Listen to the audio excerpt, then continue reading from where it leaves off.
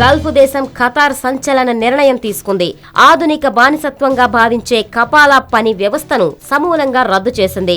December 13 నుంచే ఈ నిర్ణయాన్ని అమలులోకి తెస్తామని ఖతార్ కార్మిక శాఖ మంత్రి ఈసా బిన్ సాద్ ఆల్ జఫాలి ప్రకటించారు. కార్మిక చట్టం నవంబర్ 21, 2015 ఆధారంగా కపాలాను రద్దు చేశామని, ఇకపై తమ దేశంలో పనిచేస్తున్న పనిచేయగోరే విదేశీ కార్మికులను కాంట్రాక్టు కార్మికులుగా గుర్తిస్తామని ఆయన చెప్పారు. ఈ నిర్ణయంతో ఖతార్లో పనిచేస్తున్న భారతీయులు సహా మొత్తం 21 లక్షల మంది విదేశీ కార్మికులకు మేలు జరగనుంది. అసలు కపాలా అంటే ఏంటి?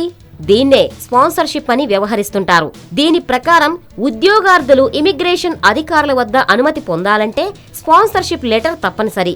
ఇది ఒక అభ్యర్థిని నియమించుకున్న వ్యక్తి లేదా సంస్థ దాన్ని ధృవీకరిస్తూ ఇచ్చే పత్రం. ఇది ఉంటేనే వీసా చేతికందుతుంది. ముఖ్యంగా ఇమిగ్రేషన్ చెక్ రిక్వైర్డ్ జాబితాలో ఉన్న గల్ఫ్ దేశాలకు సంబంధించి ఇది తప్పనిసరి. పనిలో చేరాక కార్మికుల వీసాలు యజమానుల ఆధీనంలో ఉంటాయి. దీంతో యజమానుల అనుమతి లేకుండా కార్మికులు పని మారేందుకు వీలుండదు. యజమాని ఎంత ఇబ్బంది పెట్టినా అతడి దగ్గరే పడి ఉండాలి. భరించలేక పారిపోతే మాత్రం జైలు, జరిమానా వంటి శిక్షలు తప్పవు. ఇళ్లలో పని మనుషులు కపాలా వ్యవస్థ వల్ల దారుణ పరిస్థితులు ఎదుర్కొంటున్నారు. ఖతార్ సహా సౌదీ, కువైట్, బహ్రెయిన్, ఒమన్, యుఏఈల్లో కపాలా వ్యవస్థ అమల్లో ఉంది. కార్మికుల విషయంలో మరీ ముఖ్యంగా విదేశీ కార్మికులపై ఉక్కుపాదం లాంటి చట్టాలకు నెలవైన ఖతార్ కపాలా వ్యవస్థను రద్దు చేయడానికి బలమైన కారణం ఫుట్బాల్ వరల్డ్ కప్. అవును, 2022 ప్రపంచ కప్ ఫుట్బాల్ టోర్నీని ఖతార్ నిర్వహించనుంది.